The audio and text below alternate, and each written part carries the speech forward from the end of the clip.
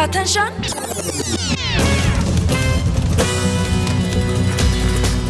Поп, Рок, джаз, рап. етно. Стилът няма значение. Attention! Радио Бургас и Лайф Бар Бургас представят Стоп кавър. Свободна зона за авторска българска музика. Здравейте, това е предаването на Радио Бургас, Топ Кавър, свободна зона за авторска българска музика. Аз съм Тереза. Аз съм Мариан и казвам добър ден на всички наши слушатели и на публиката в Бара Лайф Бургас. При нас днес на живо е група Джин Моник и ще започнем тази програма от тяхната визитка. Група Джин Моник е създадена през 2011 година в град София. Състав: Николай Иванов вокали, Ивайло Василев китара и вокали, Боян Дечев китара, Джокич Стефанов бас и Георги Иванов ударни. Биографията на групата включва албум, наречен Джин Моник, и съвместни концертни прояви с Остава, Пив и Касейдия.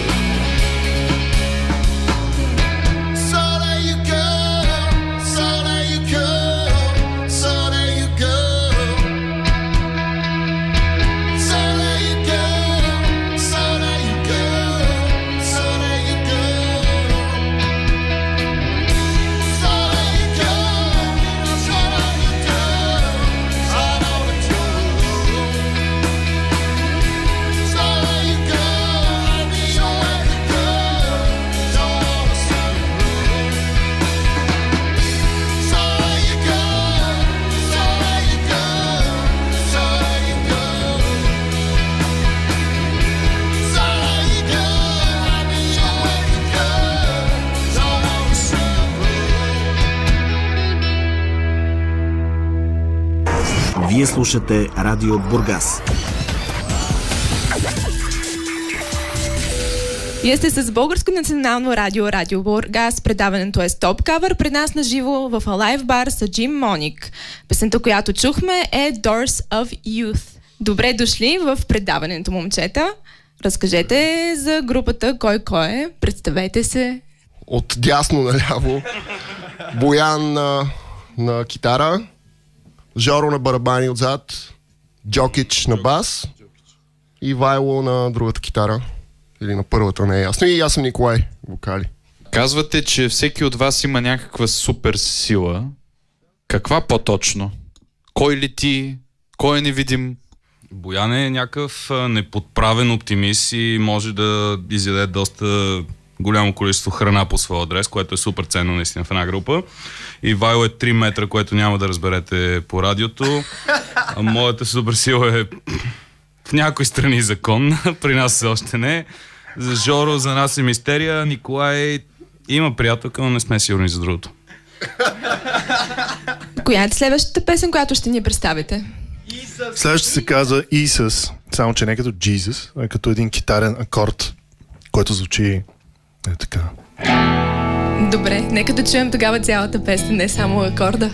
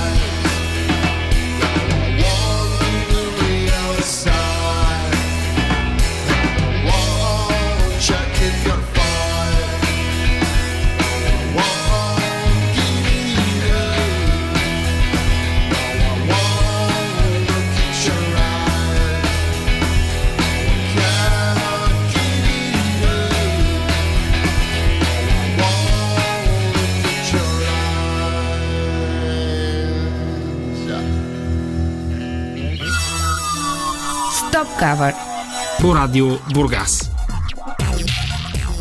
Имаме и първия въпрос от публиката. Аз съм Вероника от Бургас, от младите фенове. А критиците определят вашата музика като бутикова. Какво представлява това? Това е супер определение. В смисъл, ако това означава, че сме някаква ниша, която се харесва само от интелигентни, готини млади хора, значи сме абсолютно съгласни с това определение. Обстановката около нас прилича на един бутик. Как оценявате клубната сцена в България? Има ли къде да се свири? Има определено, има не само новопоявили се клубове, но има и такива утвърдени имена. Аз мисля, че във всеки един град над 400 човека има поне едно заведение, което става за свирене на живо. Хубавото в България е, че насякъде има хора, разпространено е насякъде едно такова много рок-н-рол настроение и във всеки един град има една такава малка групичка от хора, които само това слушат и дават мило и драго и дори ние се познаваме с такива собственици, управители на заведения, които работят на загуба само и само да правят нещо, което да е свързано с тази култура. Така че има място и винаги ще има. И понеже ние работим на загуба, и сме така. Така са причастни сте към собствениците, нали, които... Точно това ми е следващия въпрос всъщност. Собствениците, с които работите и изобщо в България, според вас, залагат ли на авторската музика или искат от вас да свирите кавари? Между другото, поздравление за името на предаването, направо ни спечелихте, когато чухме. Стоп кавър е супер име. Аз не бих казал, че някой е идвал при нас и ни е казал ще свирите само това или онова. Няма такова нещо, но то ситуацията, нали, повечето клубове е ясно, че е малко по-кръчмарски настроени и повече свикнали да слушат някакви такива носталгични рок парчета, така че тези, с които работим, разбират нашата идея, че трябва да се залага на авторски парчета. Останалите, може би, въобще не сме и стигали до комуникация с тях. Нека чуем и следващото ви парче, Down. Може ли да разкажете нещо повече за песента? Ивайло, който до сега говори, всъщност пише нашите песни. Той в момента си настройва китарата и за разлика от всички останали не може да прави две неща едновременно. Така че... Това е една от суперсилите му, да разбера. Много интересно в нашата група, защото аз ги пея тия неща, той ги пише, аз ги пея и въобще не вниквам в смисъла и не знам изобщо как се получава. Но понякога сядаме и така съвсем случайно той решава да ми сподели защо е написал дадена песен, какво означава текст и аз съм какво? Сериозно ли това си има предвид? Но да, аз си ги усещам по някакви начини. И тая си усещам. Как си усещам, Ивайло, тази? За тази специално каза, че си разбрал смисъла и те кефи. Това си го спомня. Вече забравил смисъла. Забравих смисъл. Творчески хаос, абсолютен. Нека се надяваме лириката не си забравил, така че давайте. И аз се надявам.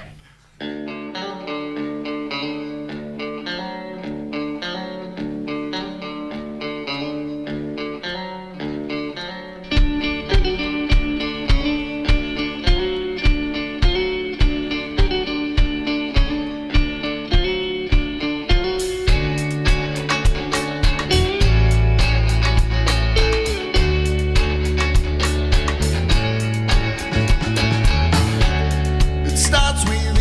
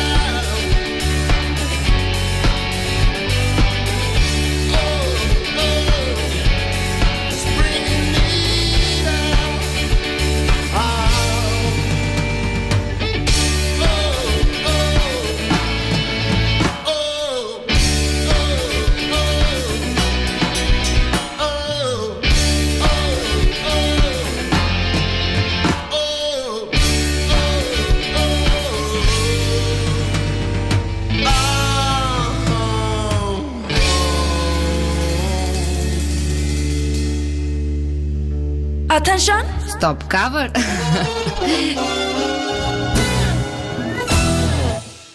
Вие сте с Българското национално радио, Радио Бургас. При нас е Джим Моник, предаването е Стоп кавър. Имаме въпрос от публика. Аз съм редовният слушател Кирил от Бургас. Вярно ли, че музикантът е човек, който е купил апаратура за 10 000 лева, слага я в кола за 1000, за да изкара хонорар от 100 лева? Вярно е, да. Изчерпателен ли беше отговора или... Да. Това ли сте вие? Може ли наистина не знам, колко ви струва апаратурата, момчета? Ако успеем да вземем пари за бензин, всичко е 6. Да, ако трябва да дадем по-дълбок отговор на този въпрос.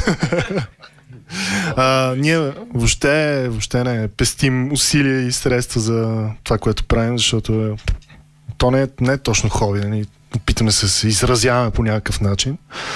И съм убеден, че нашия модел е много готин, защото ни дава свободата да правим това, което искаме.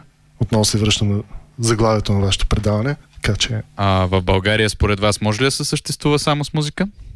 И някой от вас съществува ли само с музика? От нас не, но познаваме такива хора. Човек, според мен, ако има талант, интелект и амбиция, според мен може да прави пари от каквото си поиска. Но в България са единици тия хора, които успяват. Вие с какво се занимавате, освен? С менеджмент. Всичките? Менеджмент на групата ли? Всичките са менеджери. Аз съм шефа. Не бе, Ивайло е шеф.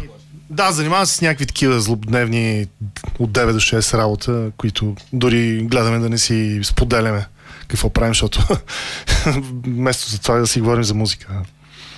Стига с тия корпорации. Добре сте се комбинирали и следващото парче всъщност сте combined. Да, това е отново едно парче на Ивайло. Не знам повечето. Какво имаше предвид автора? Текстът е някакъв леко шизофренен. И не знам, мисля, че в един момент се пее как примерно в тебе живеят двама човека, обаче те заедно чакат мацката и нейната любов. Джокич.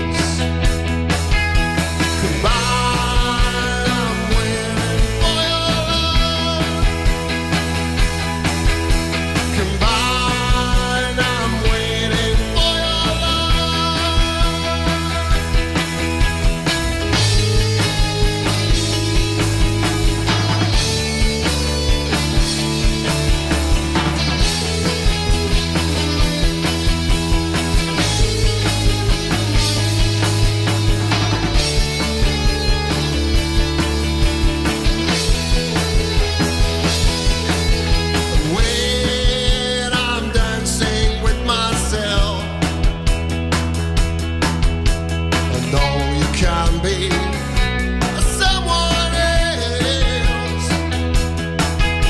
Combine, I'm waiting for your love. Combine, I'm waiting for your love. Combine, I'm waiting for your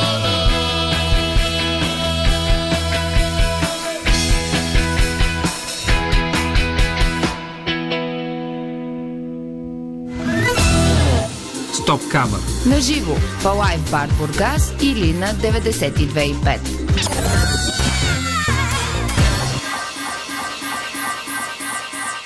Разкажете ни малко за групите и стиловете, които ви вдъхновяват. Откъде черпите идеи най-често или всичко идва от вас, дълбоко вътре във вас? Ние слушаме страшно много музика. Определено харесваме рок музиката, очевидно, китарни неща.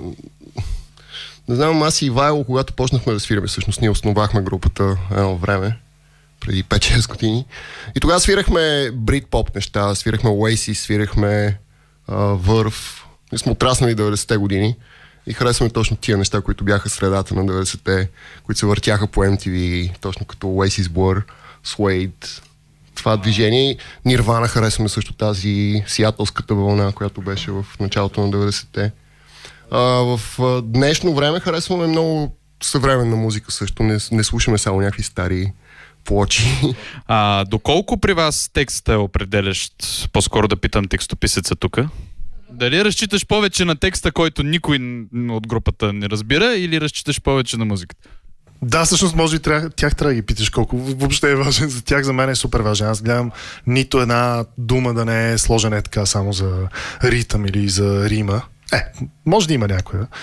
Мисля даже една от последните ни песни, която пък Боян написа, и музиката е някаква страхотна и аз се опитах да добавя текст, който да има наистина някакъв смисъл, така че дори да излизаме от ритъма, да има смисъл да го изпеем всички тези строфи.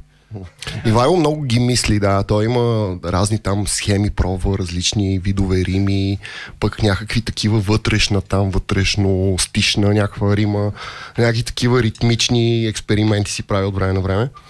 Момчето, да, ето, той е един от амбициозните. Публиката вниква ли в текстовете ви? Защо ви харесва всъщност публиката? Заради Боян.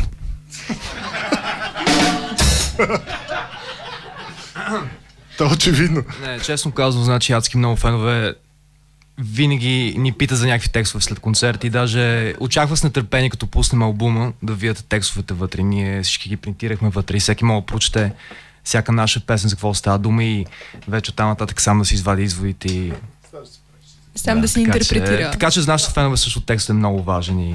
Да, между другото, интерпретирането от страна на слушатели си е супер важно. Аз не мисля, че всеки трябва да разбере едно към едно, както ако гледаш някаква картина, нали, тъпо е някой ти обясни сега това е онова. А защо не пеете и на български? Сигурно пак аз съм виновен, но въобще не мога да напиша текст, от който да не ме е срам, като го прочита после. Не знам вие дали сте усещали това, като слушате някои български групи, нали, не искам да обидим никого, но нали, слушаш текст и така почва да ти стане неудобно. Но има и примери като остава нашите ментори, на които сме страхотни фенове, където текстовете са наистина просто страхотни. Повечето банди казват, че английски е по-мелодичен и затова им е по-лесно да пишат текстове на английски. Да, и това го имам със сигурност. Там можеш с няколко срички да кажеш тонове мисли. Мислите ли, че имате акцент?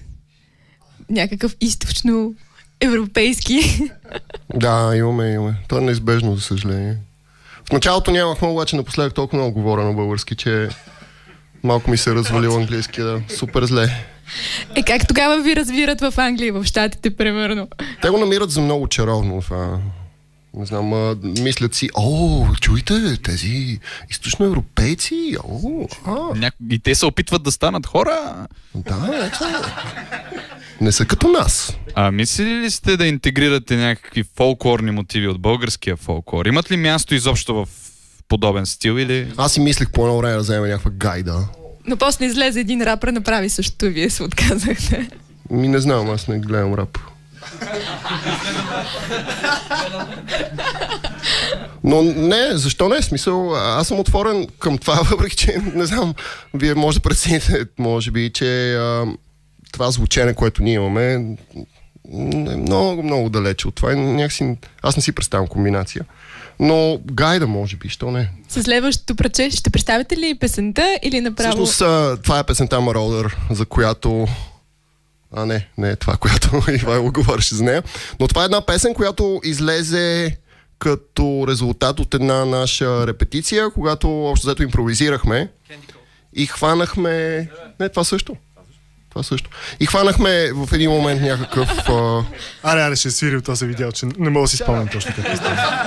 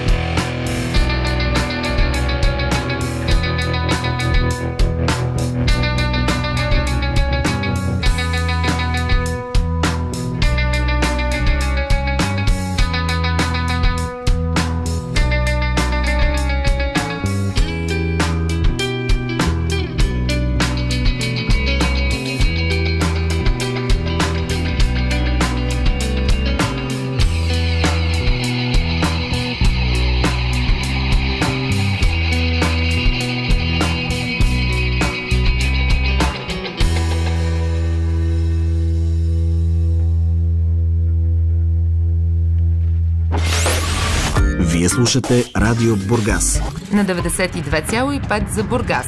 На 91,9 за Ямбол и Сливен. На 98,9 за Малко Търново. На 91,7 за Царево. На 106 МГц за Елхово. Здравейте, ние сме Джин Моник. Слушайте Радио Бургас и Стоп Кавър. Момчета, свирили сте на големи сцени, свирите и в малки клубове. Кажете каква е тръпката на голяма сцена и пред малката публика. Секунда само да дойде барабаниста той. Дадоха ми да говоря. За мен е абсолютно едно и също. Отзад нищо не се вижда, защото всички отпред са 2 и повече метра високи. И през повечето време аз им гледам гърбовете.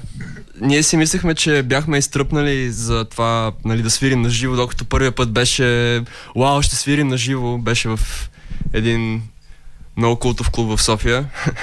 И после си мислехме, че сме изтръпнали, докато не отидохме на Спирита в Бургас, където останахме на една огромна сцена, където дори тези генетични изроди около мен изглеждаха дребни в сравнение с сцената. И аз бях на подиумче, което беше над тях, и можех да виждам над тях, което беше прецедент също. Подгрявали сте за Касабиан? Не, подгрявахме за Hazen Y, всъщност. Които подгряваха за Касабиан. И поздрави на Hazen Y. Опитахте ли се да почерпите нещо, някакъв опит? Не, ние по принцип се затваряме в нашата си стаечка. Преди и след концерти не общуваме много с други хора. Опитахме се да се почерпим с тях, обаче ако трябва сме честни, смисъл наистина беше като в някакъв филм. Смисъл не се базика. Ние през цялото време такива, Касебиан, дали няма да дойдат тук-там. И всъщност те дойдоха с някакви 2 лимузини, черни мерцедеси, такива точно. Като по филмите излязоха такива някакви супер рок машини, влязоха си в... Къде излязоха или влязоха? Влязоха в бекстейджа, после изсвириха, после ги мернахме така, че слушат Hazen Y преди тях, обаче никакъв контакт. Съжалявам, разочаровам ви, но това е факт. Те губят. От Спирита ни платиха бензина, така че сме супер доволни. Има ли други фестивали, на които скоро ще свирите? Не. Спрете, той повече няма. Седни си 2. Добре, сядам си. Ще свирим на Ронгфест, който е до София. Защо лъжеш така? Ама ще свирите с него или без него? Както гледам, без него ще трябва. Ако продължава да отговаря толкова изчерпателно. Ще инвестираме още някой лев в дръм машина. А той завършил журналистика даже. Май.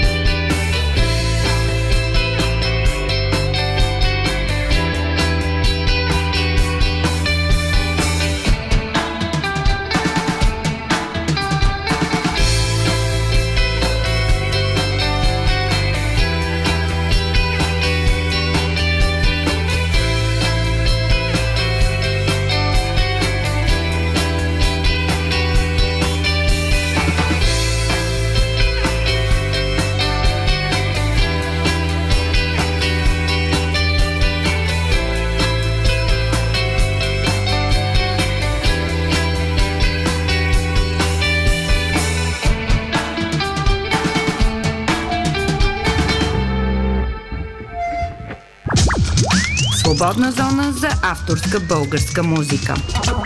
Стоп кавър. Вие сте с Радио Бургас и Стоп Кавър на живо в Alive Bar Бургас. Имаме последен въпрос от публиката.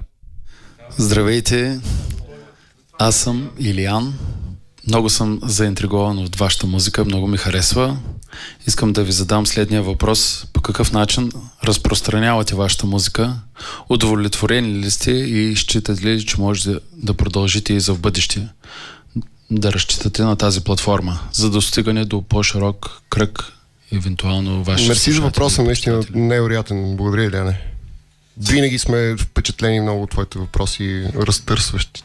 Разпространяваме в интернет. Обичаме да правим нещата така, че на нас да ни харесва. И за нас беше много такъв преломен момент, когато издадохме албума преди месец и половина, два, някъде там. И тогава го пуснахме в Spotify и беше чудесно, защото вече можехме, нали, да си го пускаме и да си го слушаме целия. Така че това е важното за нас. Аз мисля, че стигаме до доста хора. Там имаме статистики за това колко хора ни слушат, откъде ни слушат и така нататък. Това е много хубаво. Половината сме ние. По-голямата половина, да. И иначе сме общо взето привърженици на това музиката да е безплатна. Не смятаме, че трябва да печелим от това нещо, кой знае колко. И дори в YouTube може човек съвсем безплатно да влезе и да слуша целия албум. Така че доволни сме от начина, по който се разпространява музиката. Освен това издавахме и на диск. Тоест все пак има и физически носител в цялата работа. Има, да. Направихме един страхотен диск, благодарение на един приятел познат, Михата, който ни направи дизайна на обложката. Инвестирахме доста в това, самия продукт да е доста качествен. А с кой лейбъл работите и нужно ли е въобще в България да си към някой лейбъл? Не е нужно, имам много музиканти, които го правят без лейбъл. Ние решихме да следваме този модел, който е малко или много западен. И в момента работим заедно с Homolvox Music, който е лейбъла на Жоро от Остава. И сме много доволни и щастливи, защото участваме групово в една кауза, която си заслужава според нас, и много се обичаме всички в лейбъла. Целуваме се редовно. Но това, което ни дава лейбъла, е най-вече една подкрепа по отношение на всички маркетингови неща. Общо дето лейбъл се занимава с това да ни намира участия. Лейбъл се занимава с това да преговаря за хонорари, да речем. Лейбъл се занимава с това да ни насочва в това къде точно да се пласираме, какво точно да правим, дават ни едни такива. На вас ви остава съвети. просто да правите музиката, която ви харесва. Да, именно. Защото е много досадно да правиш събития във Фейсбук, се обаждаш на ивенти им да ти продават билетите и разни такива организационни неща и административни, ги поема лейбъла, което е чудесно. Имате човек с публична администрация. Или бизнес. Лейбълът всъщност е един космодиск, от който ние от време на време наистина имаме нужда, защото се преработваме. И точно тогава се включва лейбъла с тази мотивация, ако мога да наречем шут в задника, творчески, от който имаме нужда. Благодарим наистина на Жоро. Страшна работа вършиш. Страхотен си, Жоро.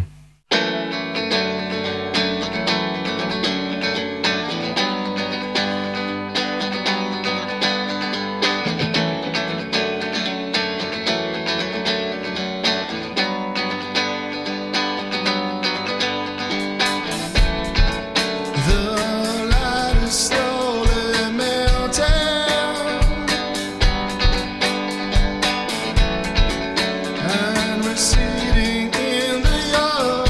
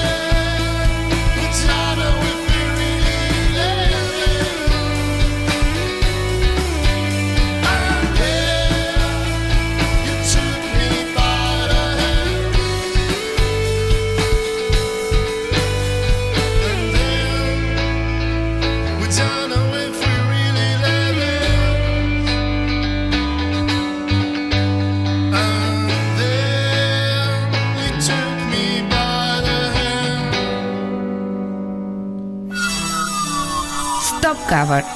По радио Бургас. Здравейте, ние сме Джин Моник. Слушайте Радио Бургас и Stop Cover. Имате и клипове. Кажете интересни случки от заснемането, чия е идеята на клипа? Всъщност и двата клипа ги правихме с Симеон Стоилов, който е режисьор на двете видеа, както Андор за Вют и на Пирамид.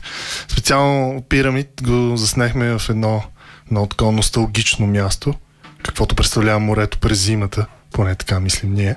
За мен беше много интересно, че като снимахме Дорзави от първото видео, имаше един екип от 25 човека или нещо такова, всякакви осветители, гримьорки, такива стилистки, които ни оправяха ризите, нали, ни връзваха обувките, така че да изглеждат страхотно. 4 човека, които се въртяха заедно с една камера, нали, напред-назад. И в крайна сметка това видео беше по-неуспешно от Пирамид, което пък записахме по-късно с 2 човека. Симо, който е режисьора, и Добри, който беше с една камера. И стана страхотно видео, наистина. И той дори в БНТ топ 40 или как се казва това? Да, в тази класация. Да, там сме винаги в челната десятка. Говорейки за ризи и обувки, всъщност визията ви колко е важна за вас? Как изглеждате на сцена? Така като гледаш Джокича. Важно е. За Джокича това е... Той не знае за какво говориш изобщо. Иначе Боян много добре поддържа брадата си и обича да навива ръкавите си, за да показва бицепси. Така че мисля, че той е най-суетният от всички. Ивайло в момента е с тъмни очила, което мисля, че е символ на това, че той е отдавен в желанието да изглежда готино. А Жоро, както се разбрахме, седи отзад и обикновено е по шорт или просто без. Иначе Жоро може да пее, може да свири на китара, но с този външен вид няма как да излезе отпред. И вървим към финалът на нашето предаване, но не можем да минем без дълбоко оригиналният въпрос. Какви са вашите планове за лятото? И какви са вашите творчески планове за в бъдеще? Мислим да си почиваме малко. Ще ходим на Моренце. Тук ще дойдем в Бургас пак да ви видим. И след това, септември месец, ще ходим на един фестивал, но няма да свирим там, само ще гледаме. Ще гледаме Radiohead и New Order. Това е септември месец и след това сигурно пак ще почне да ни канат по заведенията в София. Ще трябва пак да свирим. Пак ще трябва пари за бензин. А иначе за творческите планове, за творническите планове, мислим малко да сменим звучанието. В смисъл, тези две песни, Marauder и Candy Coated, дават една по-леко електро-хип-хоп линийка в музиката ни, и понеже се кефим и на такава музика, сигурно ще се стремим следващия албум да бъде по-различен. Значи да очакваме и втория албум. Ами, сигурно не до края на годината. Евентуално 2017-18. Вие бяхте с Stop Cover на живо в Alive Bar Бургас по Радио Бургас. При нас бяха на гости Джин Моник, които ще приключат нашето предаване с песента Hateful. Благодарим много, Тереза, Мариан. Страхотни домакини бяхте. Мерси за гостоприемството. Бяхте фантастични.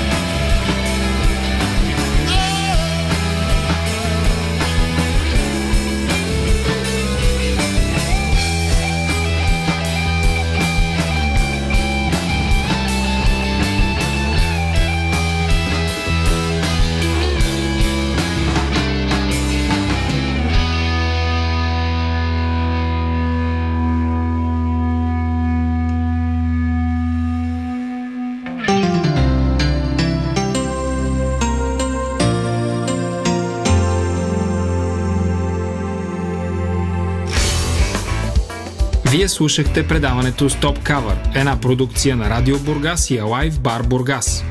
Продуцент Руслан Кравцов. Звукозапис Кирил Костадинов. Постпродукция Мариан Райнов. Слушайте ни отново следващия вторник, точно в 19 часа в ефира на Радио Бургас или в интернет на адрес bnr.bg.